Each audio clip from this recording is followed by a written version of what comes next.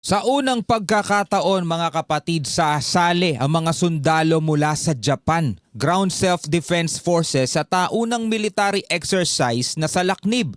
Pag-usapan natin to mga kapatid, samahan ninyo ko. I'm just a young nigga chillin' on it. First time I seen ice was a Alright, magandang araw sa inyong lahat. Welcome ulit sa ating bagong video reaction, review, commentary, opinion, criticism sa mga maiinit na balita ngayon mga tol sa social media, sa mga news agency. Bago natin ito simulan, I hope nakasubscribe ka dito sa ating YouTube channel at click mo na rin ang notification bell para ma-notify ka pag may mga bago tayong reaction video tulad nito. At kung ikaw naman po ay nanonood sa ating FB page, syempre huwag mo rin kalimutan mag-follow and like. Meron tayong balitang pag-uusapan ngayon mga tol. Dalawa to actually. Una, tinatayang nasa 300 daw mga kapatid na mga sundalong Hapon ang makikiisa sa unang bahagi ng pagsasanay na gaganapin ngayong Abril. Ito yung sa Laknib, no? Taunan ginagawa yan. Pero for the first time, sasali mga kapatid, no? Itong mga sundalong Hapon. No, pag-usapan muna natin to mga tol at mamaya meron tayo isa pang balitang pag-uusapan about naman doon sa tensyon na namumuo sa pagitan ng US at saka ng Iran. Unahin muna natin to mula rito sa UNTV News. Sa unang pagkakataon, lalahok ang mga sundalo mula sa Japan Self-Defense Forces o JSDF sa taunang military exercise na sa Laknib. Kung naaalala ninyo mga kapatid, pinanggigigilan ngayon ng bansang China etong Japan at talagang gumagawa sila sa lahat ng abot makakaya nila para mapigilan etong pagbabalik ng military ng Japan. Ewan ko, siguro talagang nagkaroon sila ng matinding trauma dito. Ganon din naman tayo mga kapatid kasi hindi lang naman China ang naapektuhan ng pananakop ng imperyo ng Japan nung araw, nung Second World War mga tol. Maging tayo man din mga Pilipino, alam naman natin ang history eh. Diba? Alam natin yung tungkol sa Death March, alam natin kung paano naging malupit ang mga Hapon sa ating mga kababaihan, diba? Pero yun ay bahagi na ng kahapon na kailangan na lang din nating ibaon kasi iba yung mga tao noon na gumawa nun at iba yung mga tao ngayon na nakakasama natin. Ganon din sa China, for example. Iba yung mga taong nakakasama natin nung araw bago pa man dumating ang mga Kastila, nandirito na yung mga Inchik na ikipagkalakalan, hindi para manakop pa. Nandito na sila para makipagkalakalan, magnegosyo, 'di ba? Dumating na yung mga Kastila, nandirito pa rin sila, 'di ba? Kastila ngayon nagbigay sa kanila nung Binondo kaya nagkaroon ng pinakamatandang Chinatown sa buong mundo. So matagal na natin kasama tong mga Chinese. Pero ngayon, yung mga tao ngayon dito sa kanilang gobyerno, hindi yung kabuuan ng China, wala tayong problema doon. Pero yung mga tao, mga kapatid, na namamahala sa kanila ngayon, sila yung gustong umangkin ng ating dapat na pakinabangan, yung ating likas na yamang dagat, yung mga bagay na ganyan. So kung makikita ninyo, magkaiba yung history. Dati kaibigan, ngayon kasagutan. Dati kaaway, ngayon kasama natin sa mga ganitong pagsasanay. Nagbabago talaga panahon mga tol. So balik tayo rito sa balitang to mga tol. Tuloy natin.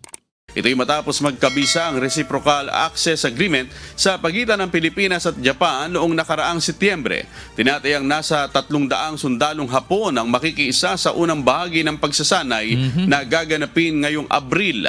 Tinututulan ng China yan mga tol, no? Pero ewan ko kung anong masasabi nila rito.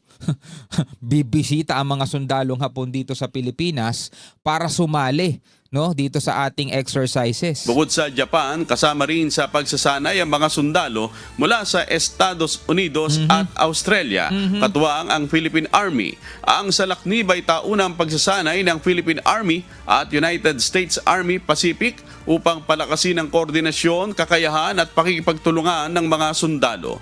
Like for example, itong US at saka Japan, alam din natin ang history nila mga kapatid, di ba? Magkaaway talaga magkaaway din to. Few decades back lang mga kapatid, hindi pa daang libong taon ang nakakalipas, hindi pa 100 years ang nakakalipas. 'Di ba? Nagtapos ang ikalawang digmaan pandaigdigan 1945. Ilang sa mga pagsasanay sa taong ito ang infantry drills, joint combined arms operations at humanitarian assistance and disaster response o HADR. for the coming, sa Lakid, tama, 300 troops from the Japan ground forces will take part in this various training. They will join us. It is more on infantry combined arms operations, combined arms, and Nice. more of meron yung HADR operations. Maganda mga kapatid to kasi marami din tayong matututunan dito sa mga sundalong Hapon. Ngayon, lipat tayo ng ibang balita. Eto na nga. US naghahanda sa posibleng operasyon sa Iran. Sabi rito mga kapatid sa report mula rito sa Net25 News and Information, naghahanda ang militar ng Estados Unidos para sa posibilidad ng matagal na operasyon laban sa Iran kung mag-uutos si US President Donald Trump.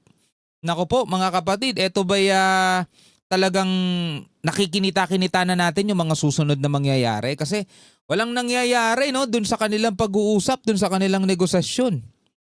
At ang balita nga natin mga tol, i-deploy na o papunta na ngayon dito sa Middle East din yung pinakamalaki na aircraft carrier ng Estados Unidos, yung Gerald R. Ford.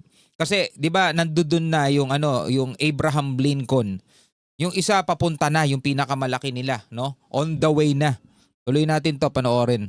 Naghahanda ang militar ng Estados Unidos para sa posibilidad ng matagal na operasyon laban sa Iran kung mag-uutos si US President Donald Trump na atakihin ang bansa. Patuloy ang pagdami ng puwersa militar ng US sa rehiyon kung saan kinumpirma ng Pentagon na magpapadala ito ng karagdagang aircraft carrier sa Middle East kasama ang libo-libong sundalo, fighter aircraft at guided missile destroyers. Pagka pumuposisyon na ang Amerika ng ganyan, bibihira natin makita yung puposisyon sila tapos biglang mag-aatrasan ng walang ginagawa. Kapag pumusisyon sila dyan, nandiyan na sila mga tol, ang kasunod niyan talagang aatake sila. Naku po. Lagi ko nasasabi, naku po. Kasi alam nyo mga tol, no? Bagamat ito'y inaabangan ng buong mundo, hindi dahil gusto nilang masaksihan to.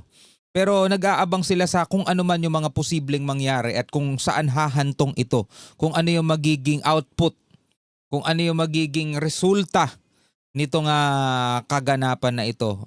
Tayo mga kapatid, hanggat maaari sana wag. Hanggat maaari sana hindi mangyari yan.